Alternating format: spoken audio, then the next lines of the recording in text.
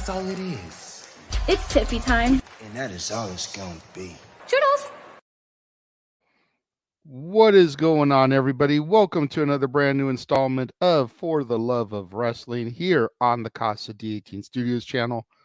I, of course, am your host, the Renegade of Wrestling, JJ Williams. Happy Wednesday.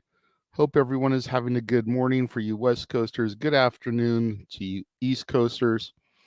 Greatly appreciate everybody joining me and tuning in as you guys always do. It means so much to me.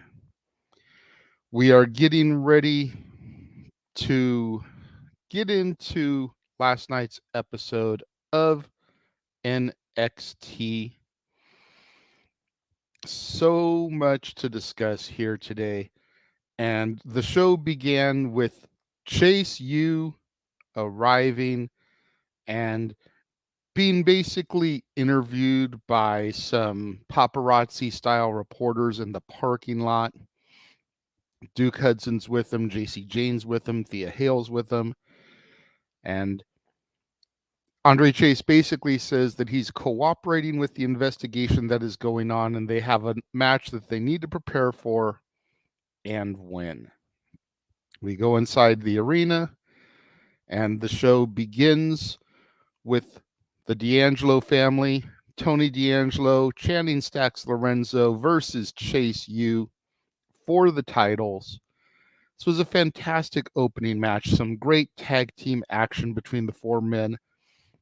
The Chase U student section got up and started to walk out of the building during this match. This was interesting to me because it plays off of my theory that maybe it's going to be Andre Chase that turns heel with everything going on here. They were still showing love to Duke while he was in the ring, but when Andre Chase was in the ring, there was a smattering of boos, and the student section was walking out of the PC. The distraction allowed the family to get the victory, become two-time NXT Tag Team Champions. Jeff is here. What is going on, boss man? It's Wednesday morning. The Renegade is here to recap NXT, and good old JM is in the coughing up phlegm portion of whatever the heck I've got going. Good times. Good times indeed. We then had a video of Lita announcing the Iron Survivor qualifying matches that were going to occur on the show. And for the women, first name out of her mouth was Roxanne Perez. Roxanne Perez, of course, won last year's Iron Survivor match, trying to make it 2 in a row. But she's got Lash Legend, who has been running with Metaphor lately to conquer. Will she be able to? Hang on tight and find out here. For the men, she said, how can you deny Trick Williams in the role that he's been on as of late? And in order to really test Trick, he's going to have to go up against Joe Coffey from Gallus. Will the Gallus boys be able to get back on top, as it were? Jeff says, where does the San Bernardino chapter of Chase U stand on Mr. Chasing the investigation? What do I always say, Jeff? Innocent until proven guilty. Our modern day society has gotten way too far away from that philosophy. Everybody is automatically guilty until proven innocent now. I say innocent until proven guilty. It was never really Andre Chase that I liked anyways, if I'm being 100%. It was the entire Chase University and how they all gelled as a unit. Duke is an amazing specimen. Duke is an amazing wrestler. He's funny. He's entertaining. Thea was that fireball, that spitfire, that bundle of energy. And then Andre Chase was the the straight man. He was the no nonsense. He was just the facts man. So it was always the dynamic that they brought together that I enjoyed. So we'll have to see. Darren G says, "What's up? We most likely have the same followers on X Twitter, but I still shared in an effort to support the show. Thank you, my friend." That's all I can ask of anybody, is to share the show and try to spread the word, because even if we may have the same followers, if one person that you shared it to has somebody different and they reshare it, then that opens up the audience. Speaking of, not to brag or boast, but just to yesterday's show, I don't know what it was about it, but I thank everybody. Yesterday's show is at 240 views currently. And that's just insane to me, because while some of the shows have done decent numbers, 100 something, I haven't broken 200 yet. And especially not within a 24-hour range. Over the course of a week, maybe. But from the point when the show ended yesterday to the point where Stat Boy Sports Bar was on yesterday, I had over 200 views. That's bonkers to me. So thank you, Darren, for spreading the word. We don't really know why the investigation is going on.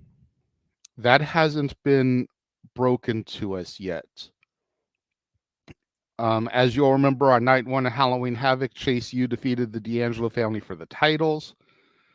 The following week, there was some backstage interaction that kind of made it suspect, like the D'Angelo family had done a favor for Chase U, or at least Andre Chase. Then last week, an envelope was given to JC Jane to give to Andre Chase from some other members of the family.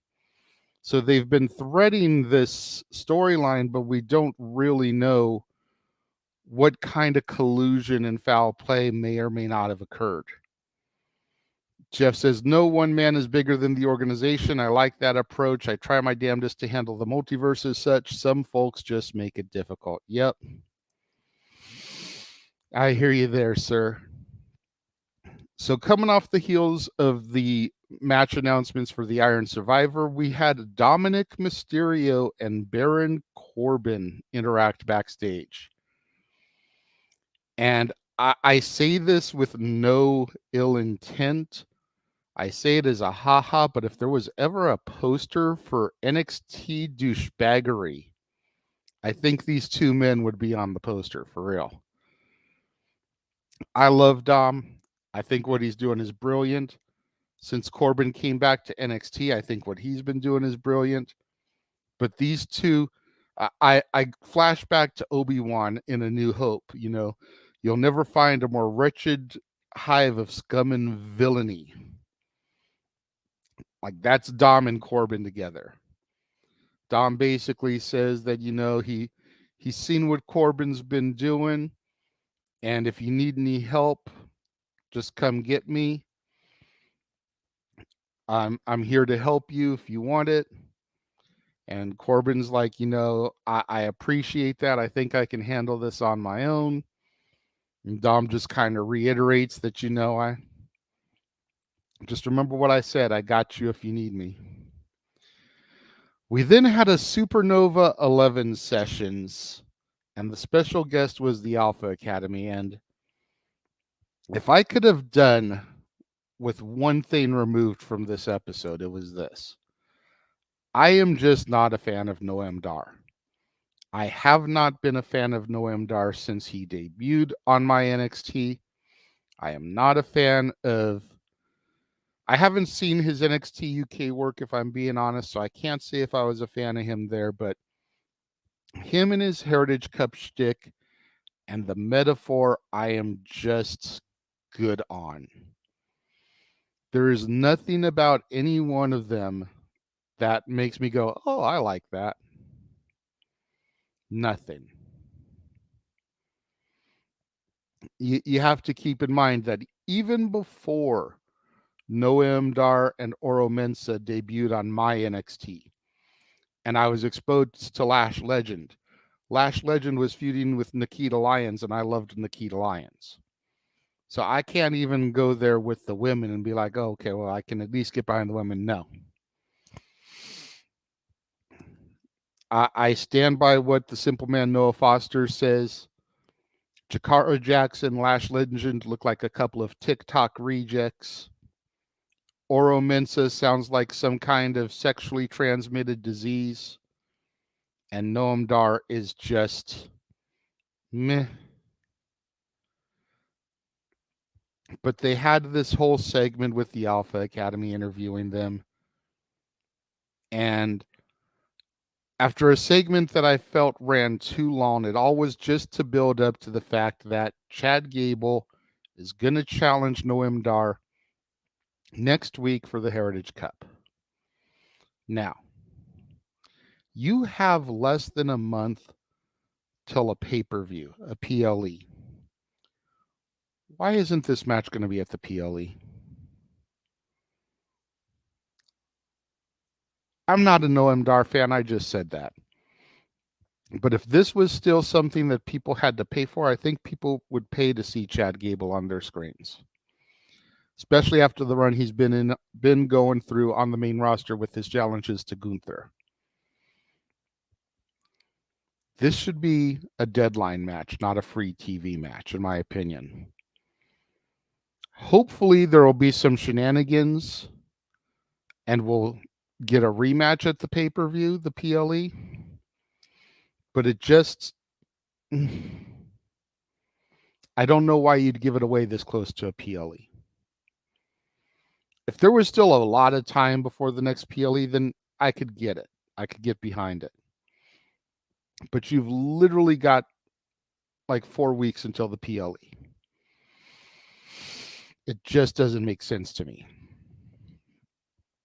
Jeff says the entire group in their presentation has just felt off and out of place other than at Halloween Havoc. I agree. Next match was Roxanne Perez versus Lash Legend, coming right off of the heels of the Supernova sessions. Roxy tried, but this was just a sloppy match. Lash Legend still has a lot of work to do. She's got a lot of improving to do. She looked bad in there against somebody the caliber of Roxanne Perez. However, even though Metaphor got ejected from ringside, Jakara Jackson was able to get back out there towards the end of the match, distracts the ref due to her presence. Kiana James comes out and sticks it to Roxanne, who she's been beefing with, and Lash Legend gets the victory. So despite the fact that Lash Legend is sloppy and totally not ready for this spot, she gets the victory and is now going to go into a match with 4 other women who, if she wrestles as sloppily as she did last night, she could seriously hurt some of them. Definitely not happy about that. However, I'm not the man with the pen booking. I can just give my criticisms. What do you guys think? Was Lash Legend the right person to win this match? Am I being too hard on her? Let me know in the comments. We then went backstage and we basically see the entire tag team division in a locker room. And despite there being so many bodies in the room, we're mainly focusing on Los Lotharios, Idris Inofe and Malik Blade, and Hank and Tank. D'Angelo family comes in, shenanigans ensue, and it's basically turns into a look at everybody that's coming for us type of thing. We then go from that to Lyra Valkyria backstage, and she's watching some Xia Li video with trainers. You know, which if you want to go to collegiate sports, Lyra Valkyria better watch out with that, or otherwise they'll say she's being unsportsmanlike by studying her opponents. But I digress. She gets invited via text message to a Warriors tea ceremony, which is going to be happening later on in the evening. Darren G, what's going on, brother? Good to see you. Why didn't security run out and get her since she was ejected from the match? Exactly. And he agrees about Lash. Jeff says, I didn't see the match, but I don't mind Roxy not being in the Iron Survivor, especially if they pay off the battle with Kiana. I can understand that, and I don't mind Roxy not being in the match 2 years in a row. But at the same time, excuse me real quick.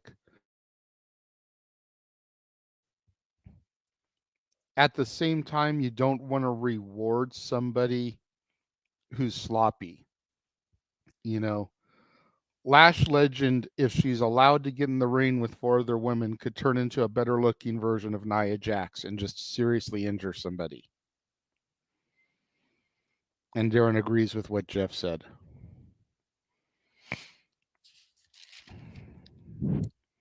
We then see the Warrior Tea ceremony, and this was interesting to me. Xia Li talks about how it's her culture to show respect to somebody who's going to be an adversary, a rival, someone they're going to do battle with. And so they sit there, and Xia makes the tea. You know, she puts the leaves into the pot. She adds the water. She goes through this whole detailed explanation about what this all represents. Pours a cup for Lyra, pours a cup for herself, you know, tells her to drink up, and Xia grabs her cup and begins drinking, and Lyra's like, respectfully, I pass. Which was kind of heelish in my opinion, because I'm not saying she's got to be the stupid baby face and trust the heel, but at the same time, Xia just took all this time building up the significance of this ceremony and what it means in respect, just for Lyra to basically say, fuck you, bitch, in not as many words. And I just feel like that kind of killed the warrior respect aspect of this. It made no sense to me. We then went backstage. Trick Mello game back on top, looking like a cohesive unit, talking with Mackenzie. They talk about how their beef is squashed. Accidents happen. Tonight it's Trick's night to try to get elevated to that main event spot, get through the qualifier match, get into the Iron Survivor, where he could get a shot at Ilya Dragunov. It was fun seeing Trick Mello game back as a cohesive unit. You know, we'll have to see if it's all a setup, a ruse. Are they playing us? I'm sure we'll find out in due time, probably at Deadline. The time will run out, if you will, and we'll see whether Mello did it, whether Lexis Keane did it, whether Trick did it. I think everything will be revealed at Deadline. Going back to the Lash thing, Jeff said it could have been an off night for Lash. I haven't seen her work a whole lot. See, that's the thing, is that she hasn't worked a whole lot. Maybe she has been on Level Up. I don't watch Level Up, so I don't know if she's been on that show. But she hasn't been on the main brand. She hasn't had a whole lot of matches on the main brand. And so for her matches to look, for Lash Legend to look sloppier in the ring than Ava Raine is a problem. Because Lash Legend's been around longer. After the Trick Mello thing, we go backstage to the women's locker room, and Kiana James is in there just basically bragging, talking a ton of shit. Chaos ensues, leading to a challenge and some ruffling of the feathers. because Kiana James is stirring the pot up, we end up getting a challenge from Gigi Dolan to Ariana Grace. We then go backstage once again, and we talk to Braun Breaker and Dijak. And this was just, I feel like I'm being overly critical of my NXT for this week's show, which hopefully will tell people that as much as I love my NXT, I can be critical and not just blow smoke up their asses.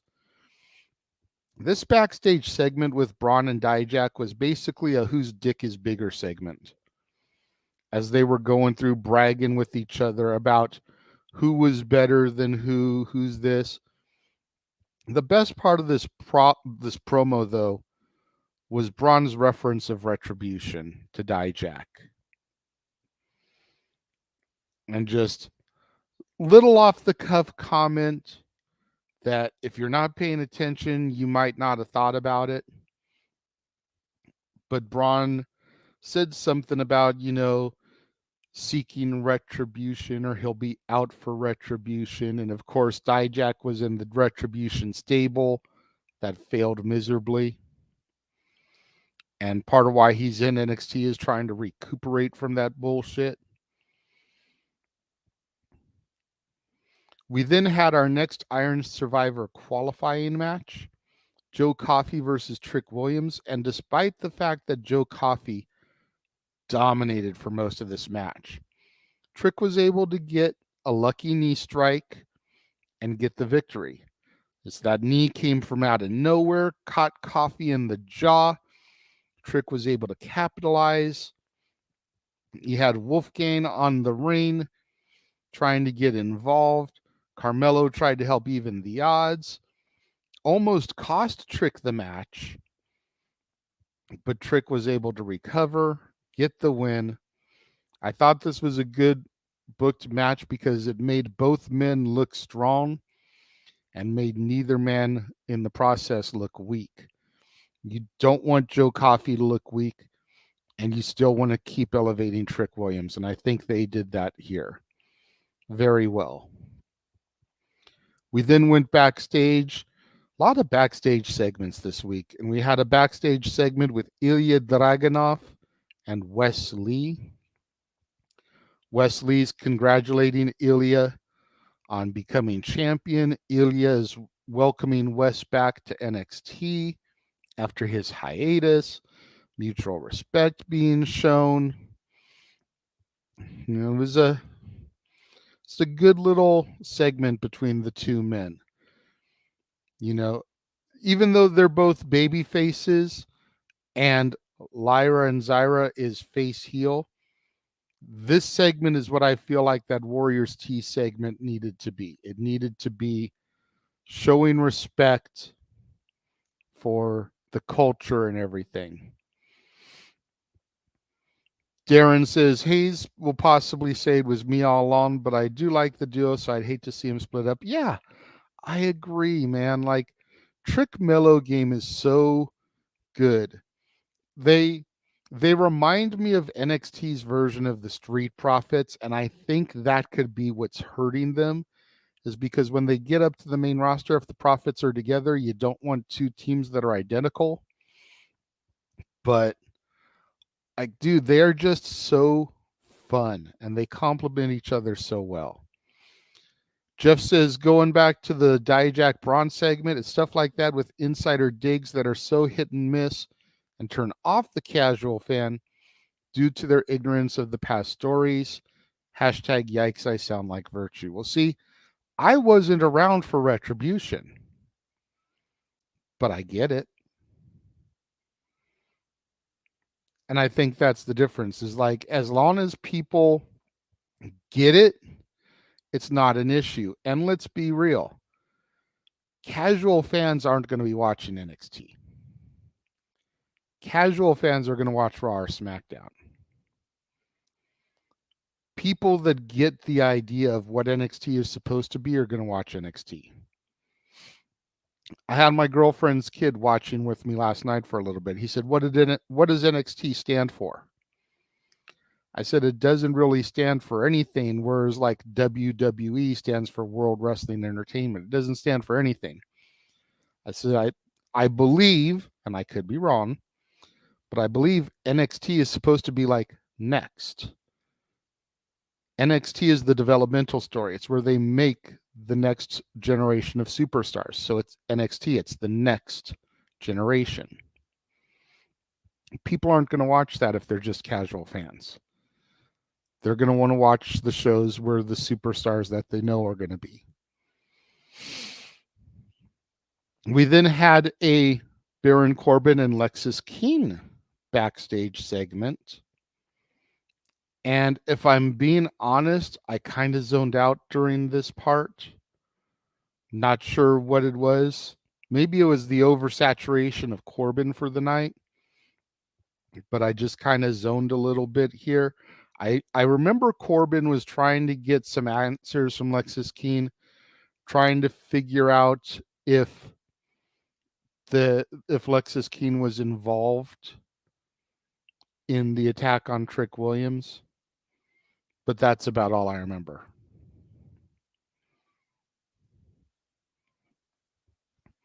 We then had OTM Out the Mud versus the Brawling Brutes.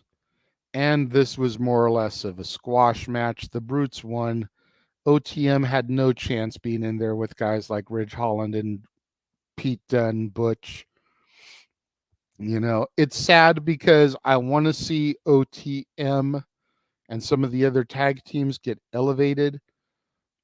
But this is where having the main roster people come down all the time is a bad thing. Because if they're down there too much, then the main roster stars are going to get pushed and take that push away from the NXT talent. OTM, I feel, can be a strong team, but they need to not be in storylines with all these ex-WWE guys. They're just not going to get that push. Let's see here. Jeff says NXT is supposed to be a developmental brand, not a main roster show. Agree. Which is why they don't necessarily appeal to a wider audience. Agree. And therefore shouldn't necessarily be on global television. Disagree.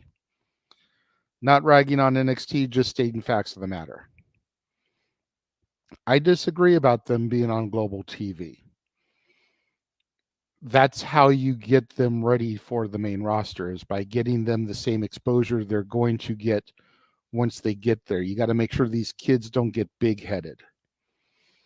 And if they can be successful on a show and maintain their humbleness, then you know that they'll be okay once they go to the main roster.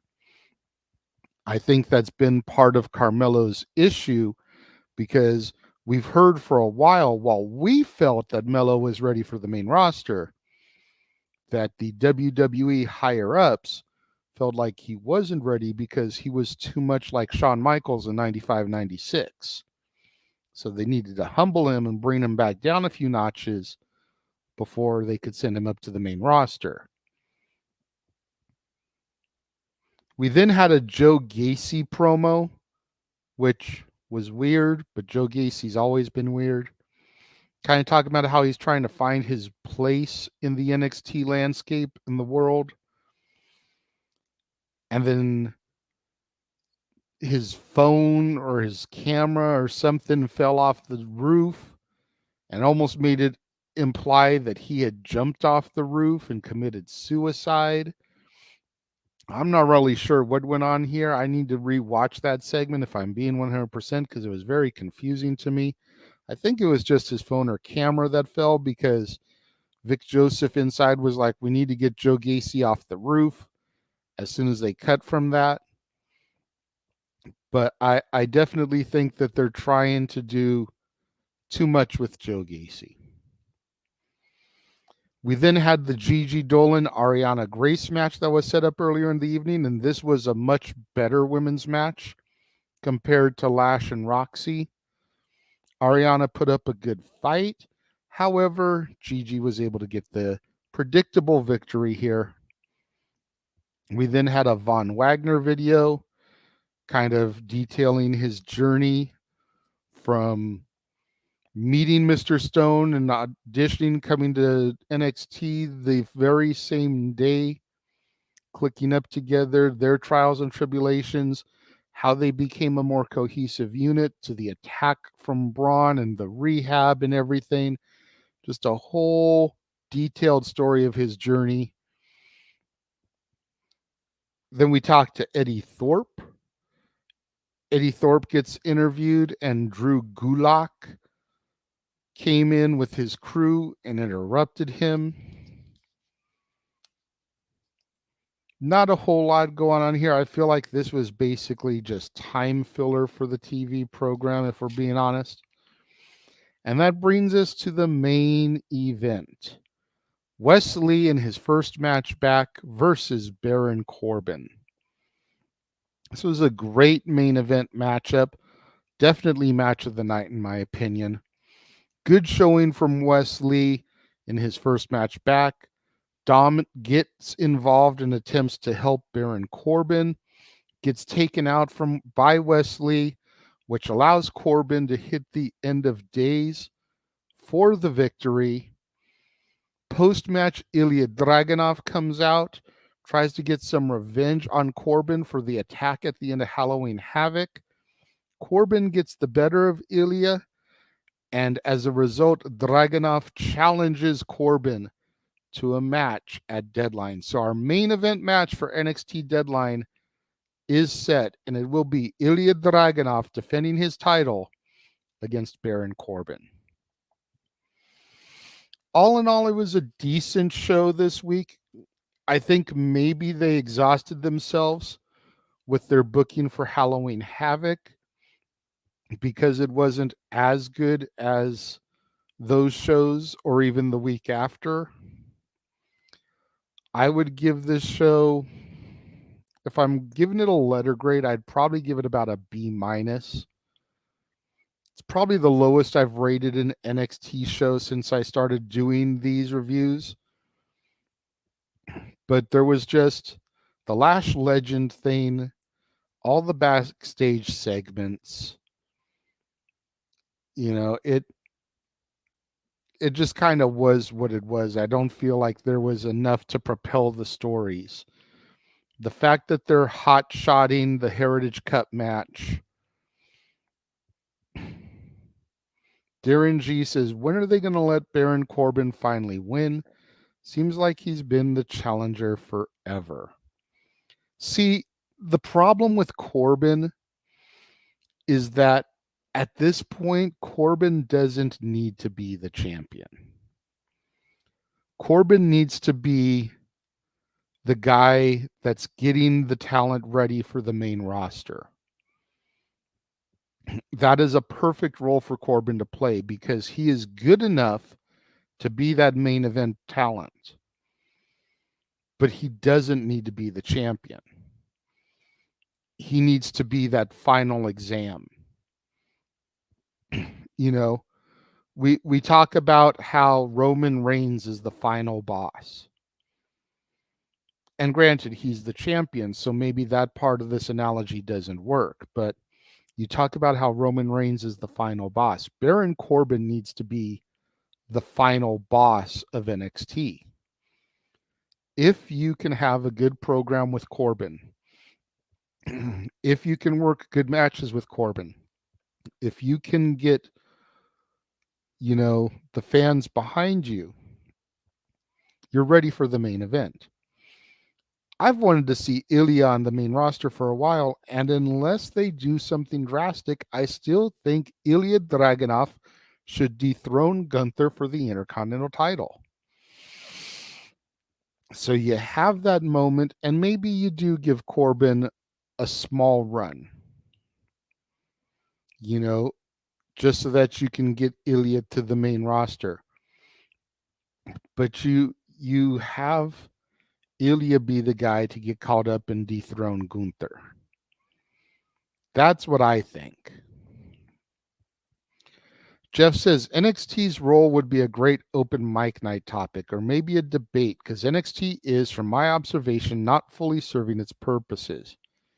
If you think back to OVW, also serving as a home for main roster rehabs. It's definitely something we can think about. Obviously, it won't be this Saturday, right, Jeff?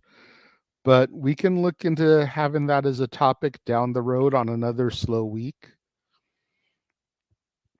So that basically covers it for this week and NXT.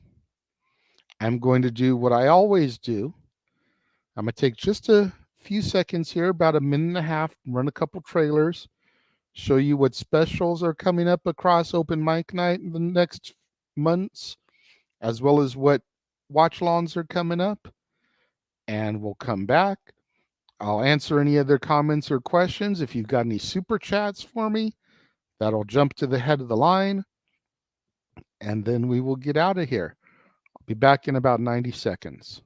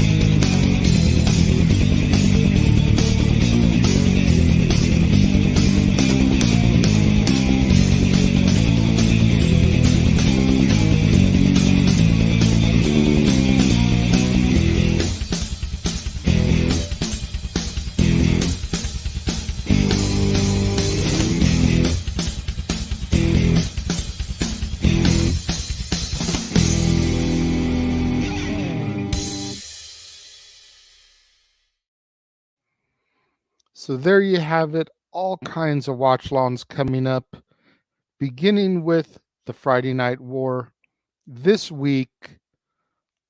Across the multiverse, 4:30 Pacific, 7:30 Eastern start time. Of course, we've got our coverage of Full Gear. That coverage is going to begin at 2:30 Pacific, 5:30 Eastern, followed by Disney Karaoke, celebrating Mickey and Minnie DeMouse's birthdays. Make sure you guys tune in to Simply Predicting on Thursday, 5 p.m. Pacific, 8 Eastern, as Noah Foster, myself, and whoever else comes in discuss the upcoming Full Gear pay-per-view. This afternoon, Talk Wrestling with Jeff Meacham, different day, same time, 4 p.m. Pacific, 7 Eastern. Him and Greg Cherry swapped days because Greg was busy today. Jeff is busy tomorrow. So just a little flippity-floppity there to make sure that we still had the content going across. Emmanuel popped in. What's going on, brother? Said maybe Carmelo could be that guy. Then realized that he was late. Said, oh, well, see you later. Jeff says, heck, today alone is going to be busy, packed. Talk Wrestling at 4 o'clock. Just said that. Followed by the final Dynamite before Full Gear and two recaps of said Dynamite. One from No DQ and one from Rangers of Wrestling. Yes, absolutely. Make sure you check out our good buddy Datilla and her recaps on Rangers of Wrestling on YouTube. Of course, Aaron Riff does it for No DQ and their YouTube channel. But our roving correspondent Datilla will actually be on site at the fabulous forum in Los Angeles, California for both Rampage Collision and Full Gear. So check her shows out.